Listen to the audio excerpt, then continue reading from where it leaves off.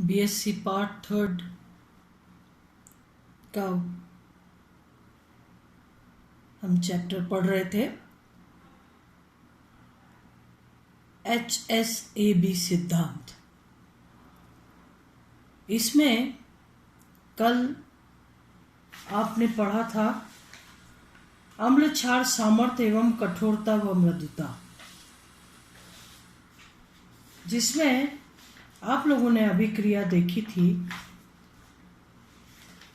इस अभिक्रिया में BH प्लस CH3Hg प्लस मिल करके CH3HgB प्लस वो H प्लस बनाते हैं, जिसमें मैंने आपको बताया था कि जब अभिक्रिया में यदि pKa का मान अधिक होगा, इसका मतलब होगा BH प्लस का कॉन्सेंट्रेशन अधिक होगा और ऐसे समय में B एक कठोर क्षार माना जाएगा जो कि H प्लस के साथ मिलकर के BH प्लस बनाने को वरीयता देता है। इसी तरीके से अगर log Ks का मान अधिक है माइनस log Ka से या pKa से, तो ये माना जाएगा कि अभिक्रिया अग्र दिशा में चल रही है और CH3HgB प्लस की सांद्रता अधिक है। इसका मतलब B जो है एक मृदु क्षार है जो कि मृदु CH3Hg प्लस से अभिक्रिया करने को वरीयता दे रहा है। इसी क्रम में आगे हम आज अम्ल क्षार सामर्थ्य एवं कठोरता व मृदुता को डिस्कस करेंगे। यहाँ पर कठोरता व मृदुता केवल कठोर व मृदु अंतर क्रिया को प्रदर्शित करते हैं। इनका संबंध अम्ल क्षार सामर्थ्य से नहीं होता है। अम्ल क्षार सामर्थ्य यानी स्ट्रेंथ, क्षार कठोर क्षार कई प्रकार के हैं, मृदु क्षार कई प्रकार के हैं, लेकिन सबकी स्ट्रेंथ जो सामर्थ्य है वो अलग अलग है। अगर देखा जाए तो कठोर अब अंतरक्रिया और मृदु अंतरक्रिया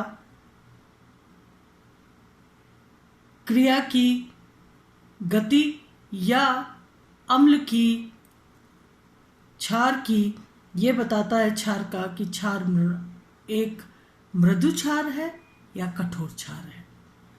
इस प्रकार से सामर्थ्य और कठोरता व मृदुता अलग अलग बात है।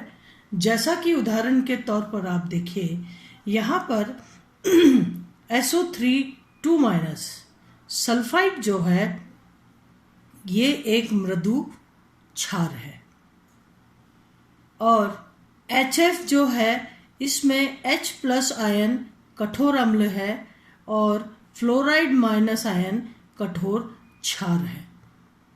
दोनों कठोर की अभिक्रिया होकर HF बना, लेकिन यहाँ पर SO3 ये जो मृदु क्षार है इसकी क्षारीय सामर्थ्य अधिक है।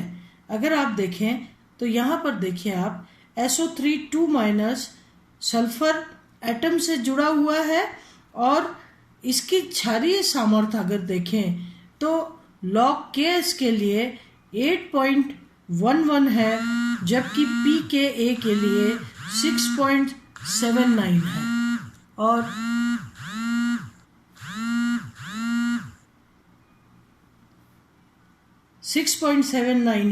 इसका मतलब SO3 मृदु क्षार है।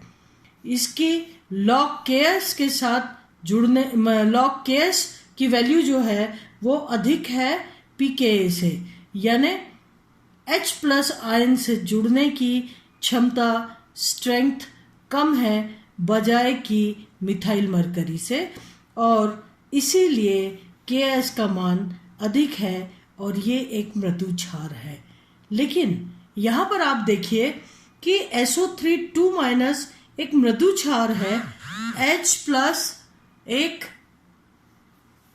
कठोर अम्ल है और F- एक कठोर क्षार है।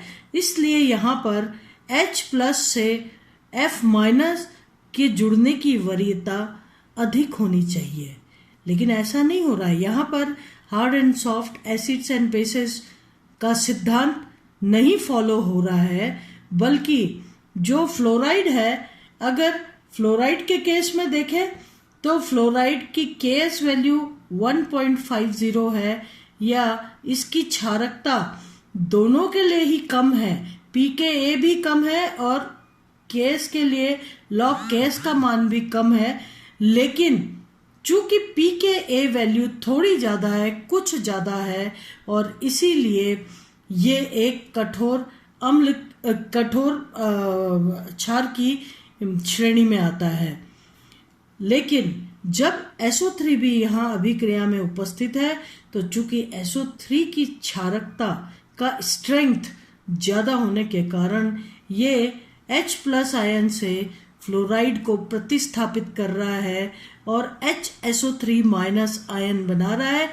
यहाँ पर H+ आयन कठोर अम्ल है, जबकि SO3- एक मृदु अम्ल है। ये HSAB सिद्धांत के विरुद्ध जाते हुए फ्लोराइड को प्रतिस्थापित कर रहा है।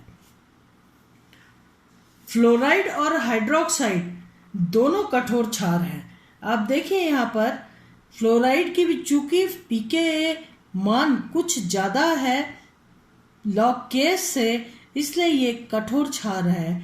और अगर हाइड्रोक्साइड को देखा जाए तो इसकी क्षारकता दोनों के लिए ही अधिक है, log Ks का मान भी अधिक है और pKa का मान भी अधिक है। लेकिन चूंकि pKa का मान अधिक है log Ks से, इसलिए ये एक कठोर क्षार की भांति व्यवहार करता है। और यही आप यहाँ पर देखिए, OH- एक कठोर क्षार है और CH3HgSO3- इसमें SO3- मृदु क्षार है और CH3Hg+ ये मृदु अम्ल है। मृदु अम्ल मृदु क्षार मिल करके एक स्थायी यौगिक बना रहे हैं, जो कि HSAB सिद्धांत के अनुसार है। लेकिन यहाँ OH- की उपस्थिति, जबकि ये एक कठोर क्षार है, इसकी उपस्थिति में चूंकि OH की यदि आप क्षारकता देखें, OH की क्षारकता 9.37 इसका मान log Ks से है, जबकि अगर SO3 के लिए इस केस में देखा जाए तो ये इसका Ks का मान 8.11 है। और चूंकि इसकी क्षारकता log Ks के प्रति कम है सल्फाइड आयन की, जबकि हाइड्रोक्साइड आयन कठोर अम्ल होते हुए भी कठोर क्षार होते हुए भी इसकी जो log Ks का मान है वो SO3 के log Ks के मान से अधिक होने के कारण यहाँ पर हाइड्रोक्साइड आयन जो है वो SO3 को प्रतिस्थापित कर देता है, और चूंकि इसकी क्षारकता अधिक है इसलिए ये CH3OH से जाकर के जुड़ जाता है, मृदु अम्ल कठोर क्षार के साथ जुड़ गया, और ये HSAB सिद्धांत के विरुद्ध है। SO3- इसको प्रतिस्थापित कर दिया गया है। इसी प्रकार OH- प्रबल कठोर क्षार है, परंतु यह दुर्बल SO3 को प्रतिस्थापित कर देता है, क्योंकि OH की क्षारकता अधिक है CH3Hg के प्रति तुलना में SO3- के। उपरोक्त अभिक्रियाएं HSAB सिद्धांत के विपरीत हो रही हैं, लेकिन यदि सामर्थ्य व कठोरता दोनों का ध्यान रखा जाए तो HSAB सिद्धांत का सफलतापूर्वक पालन होता है। यहाँ पर मृदु CH3Hg+ कठोर F- के साथ जुड़ करके यौगिक बना रहा है और H+ आयन जो है ये SO3-2 के साथ यहाँ पर एक प्लस और एक माइनस कैंसिल हो गया है, इसीलिए यहाँ पर एक माइनस आयन लगा हुआ है, माइनस चार्ज। तो जब इन दोनों की अभिक्रिया कराई जाएगी तो ये पूरा का पूरा HSAB सिद्धांत का पालन करेंगे और मृदु मृदु से जुड़ेगा जाके और कठोर कठोर से जुड़ेगा। यानी कि जब दो मृदु अम्ल व मृदु क्षार उपस्थित है, कठोर अम्ल व कठोर क्षार उपस्थित है, तो सदैव HSAB सिद्धांत का पालन करते हुए कठोर कठोर से जुड़ेगा और मृदु मृदु से जुड़ के स्थायी यौगिक बनाएगा। यहाँ पर इन अभिक्रियाओं में क्षारीय प्रबलता के साथ साथ कठोर कठोर व मृदु मृदु सिद्धांत का भी पालन हो रहा है अगर इन दोनों के केसेस में देखा जाए। यहाँ पर मृदु मिथाइल मरकरी कठोर फ्लोराइड से जुड़ा हुआ है, कठोर H+ आयन मृदु SO3 2- आयन से जुड़े हुए हैं। अगर ये दोनों ही वहां पर उपस्थित है तो मृदु अम्ल मृदु क्षार से अभिक्रिया करेगा और कठोर अम्ल कठोर क्षार से अभिक्रिया करेंगे। इसी प्रकार से अगर हाइड्रोक्सिल आयन है वहां पर OH- आयन है, OH- आयन CH3Hg+ से जुड़ा हुआ है OH- आयन और HSO3 यहाँ पर उपस्थित है जिसमें ये कठोर ये मृदु अम्ल है, ये कठोर अम्ल है और ये मृदु क्षार है और यहाँ पर ये मृदु अम्ल और कठोर क्षार है। यदि ये दोनों अभिक्रिया में उपस्थित है तो सदैव कठोर और मृदु अम्ल व क्षार यानी कठोर कठोर से जुड़ करके स्थायी यौगिक बनाता है, मृदु मृदु मृदु से जुड़ करके स्थायी यौगिक बनाता है, जो कि पियर्सन ने अपना सिद्धांत दिया था। वो सिद्धांत के अनुरूप अभिक्रिया चलती है आगे। यहाँ पर आप देखिए फ्लोराइड आयन का pKa वैल्यू ज़्यादा है और log Ks से, इसलिए ये एक कठोर क्षार है।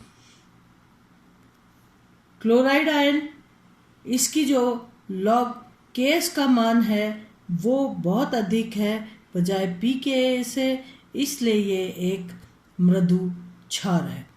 इसी प्रकार से आयोडीन के केस में देखा जाए तो आयोडीन के केस में 8.60 इसकी क्षारकता है, इसीलिए आयोडीन माइनस एक मृदु क्षार है।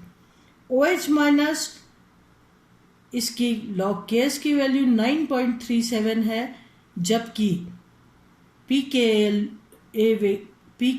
की वैल्यू 15.7 है और चूंकि pKa की वैल्यू बहुत अधिक है log Ks से, इसलिए ये एक कठोर क्षार है।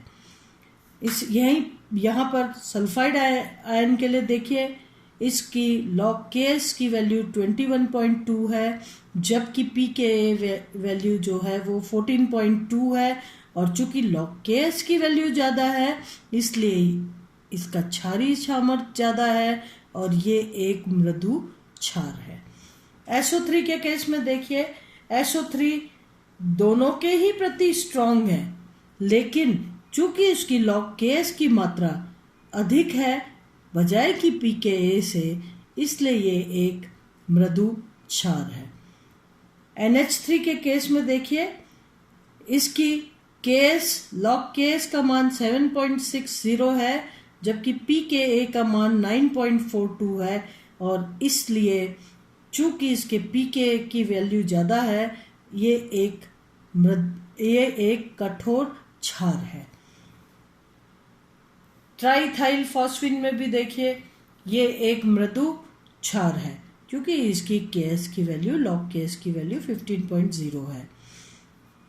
साइनाइड के लिए देखिए तो साइनाइड का मान के log Ks और pKa दोनों ही ज़्यादा है, लेकिन log Ks का मान बहुत अधिक होने के कारण ये एक मृदु क्षार है।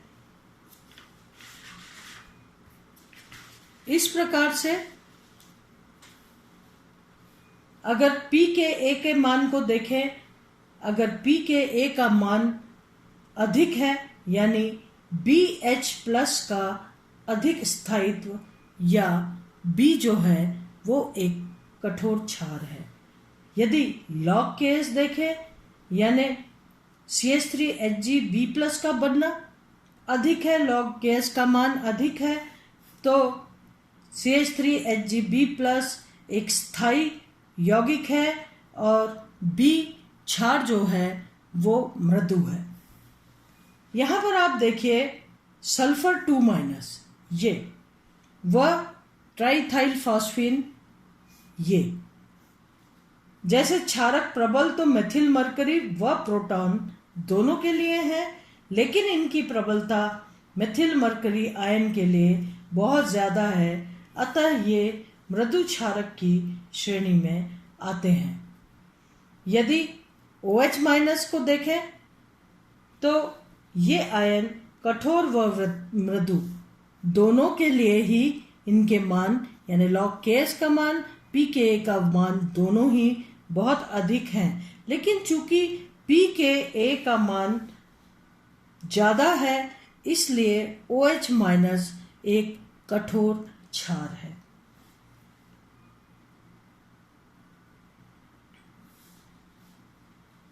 इसी प्रकार फ्लोराइड दोनों के प्रति दुर्बल है, 1.5 Ks वैल्यू है log Ks और 2.85 pKa वैल्यू है, तो ये दोनों के ही प्रति दुर्बल क्षारक है, परंतु H+ के प्रति कुछ अधिक प्रबल है, अतः इसे कठोर क्षार कहा जाएगा।